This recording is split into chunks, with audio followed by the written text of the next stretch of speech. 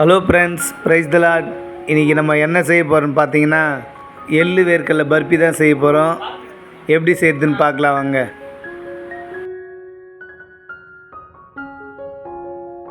எள்ளு வேர்க்கடலை பர்பி செய்கிறதுக்காக 100 கிராம் எள்ளு, 50 கிராம் வேர்க்கடலை எடுத்துருக்கோம்.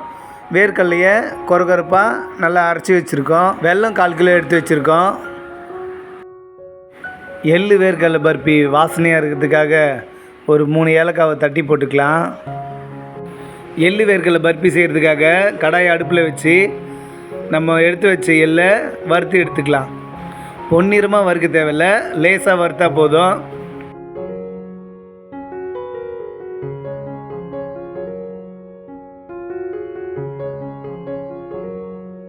நம்ம சேனல் நிறைய பேர் பார்க்குறீங்க, சந்தோஷமாக இருக்குது. ஆனால் பார்க்குற நிறைய பேர் சப்ஸ்கிரைப் பண்ண மாட்டீங்க. நீங்கள் சப்ஸ்கிரைப் பண்ணால் தான் நாங்கள் அடுத்தடுத்து வீடியோ போகிறதுக்கு எங்களுக்கு மோட்டிவேஷனாக இருக்கும். அதனால் மறக்காமல் சப்ஸ்கிரைப் பண்ணுங்கள். இப்போ எள்ளு வறுபட்டுச்சு. வறுத்த எள்ளை வேறு ஒரு பிளேட்டுக்கு மாற்றிக்கலாம்.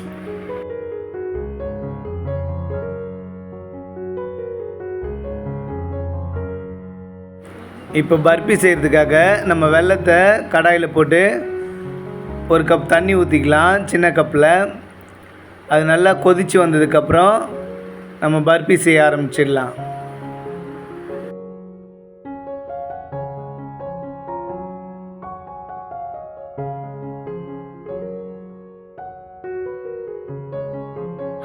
பாருங்கள், வெல்லம் கொதித்து நல்லா கரைஞ்சி வந்துருச்சு. இப்போ வாசனைக்காக நம்ம தட்டி வச்ச ஏலக்காவை இது கூட சேர்த்துக்கலாம். இப்போ நல்லா கலரி விட்டுக்கலாம்.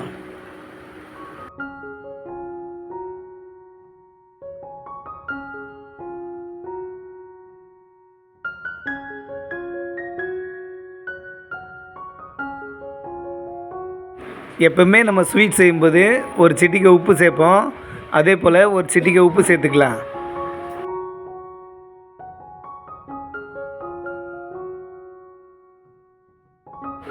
இப்போ வாசனைக்காகவும் டேஸ்ட்டுக்காகவும் 1 ஸ்பூன் நெய் சேர்த்துக்கலாம்.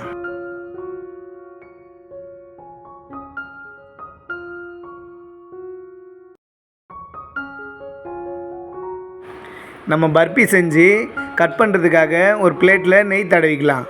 நெய் தடவும் போது பர்பி தட்டில் ஒட்டாமல் வரும்.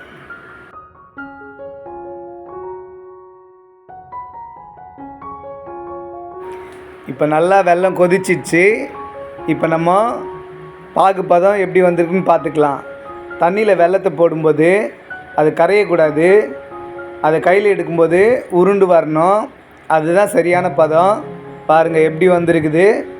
இப்போ இந்த டைமில் நம்ம அரைச்சி வச்ச கொரகொரப்பாக அரைச்ச வேர்க்கடலையை இது கூட சேர்த்துக்கலாம். சேர்த்து நல்லா கலரி விட்டுக்கலாம்.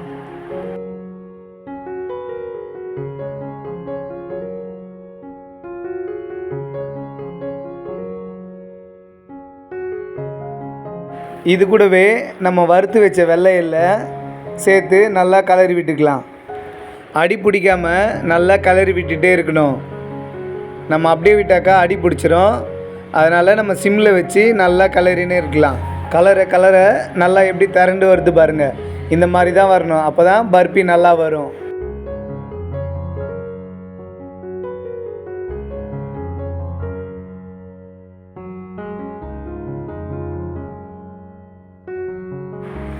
இப்போ நல்லா திரண்டு வந்துருச்சு.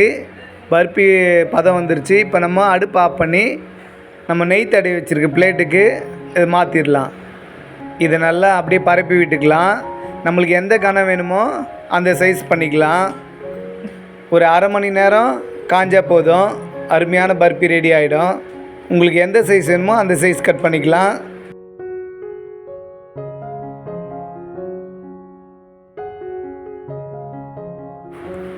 இப்போ ஒரு 5 நிமிஷம் ஆயிடுச்சு. இப்போ நம்ம கட் பண்ணிக்கலாம்.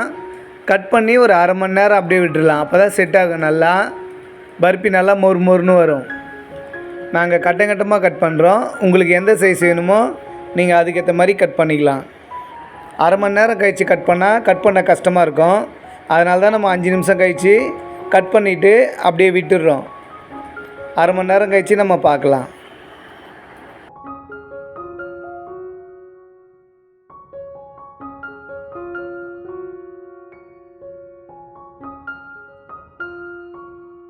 A few moments later. நம்ம கட் பண்ணி எடுத்தாச்சு. பாருங்கள் எவ்வளோ நல்லா வந்திருக்குது.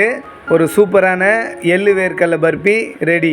இந்த வீடியோ உங்களுக்கு பிடிச்சிருந்தா லைக் பண்ணுங்கள், ஷேர் பண்ணுங்கள், கமெண்ட் பண்ணுங்கள், மறக்காமல் சப்ஸ்கிரைப் பண்ணுங்கள். தேங்க்ஸ் ஃபார் வாட்சிங்.